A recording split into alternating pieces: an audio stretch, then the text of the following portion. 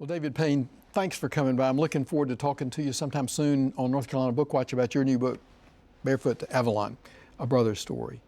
In that book, you talk about your brother's mental illness, and then you talk about some of the challenges that you had in terms of what was going on in your life. And I guess we can call it, you were looking for more positive mental health, and how did you do that?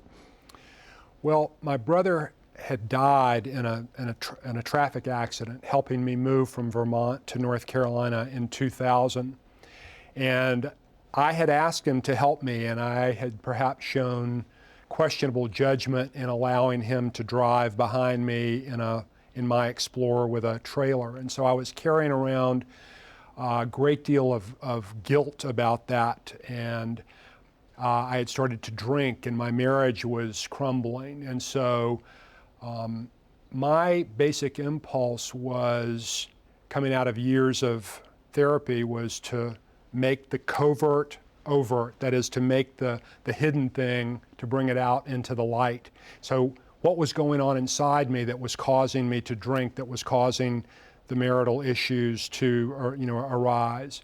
And my idea was to look back into the history of my relationship with him, to go back into what had formed our sibling relationship in our first family, and to show how that had worked through my life and was now beginning to play out, in my marriage. So part of your addressing your challenges was this book as a cathartic kind of experience, but you also got some help from a group session and a therapist. I spent 7.5 years in group therapy in Chapel Hill. I wrote an editorial about it in the New York Times not long ago. And I think that was a very powerful experience and very different from individual therapy that I had been in before, because it was very confrontational, and things that I thought were innocent in my own behavior, you go into a group and suddenly people begin to challenge you about the way you tell a story.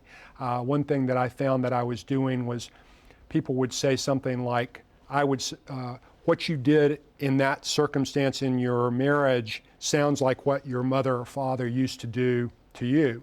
And then I would go on and tell my story, and 5 minutes later I'd come back and say, and you know what suddenly occurs to me is that what I did there was the same thing that my parents used to do. And the person who had originally said it would say, I just said that, you erased me. And I would have no memory whatsoever of having heard that first person say it.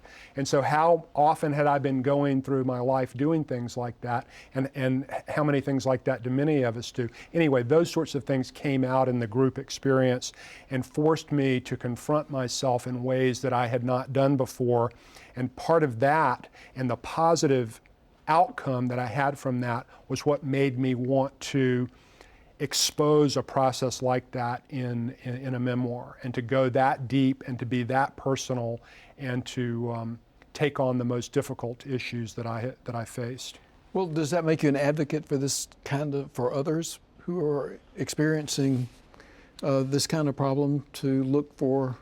It was very powerful for me. I don't think that I have enough wisdom to dictate to others, but it was much more effective for me than individual therapy ever was. Well, your fans who've been waiting for a new novel, last time we were together we talked about Wando Paso, which was an incredible experience for me.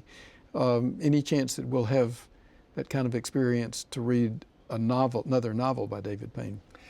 That may happen, but in a way I feel that my novels over the course of my career have become increasingly autobiographical, as if I was coming closer and closer to the line or the border between fiction and nonfiction, and I stepped over it this time, right at the moment, and I may change my mind next week. It's hard for me to imagine going back. Wow. Well, David Payne, thanks for for this book. It's going to be helpful for a lot of people, including me, and I thank you for sharing it with us here today and sometime soon on North Carolina Bookwatch. Thank you, DG.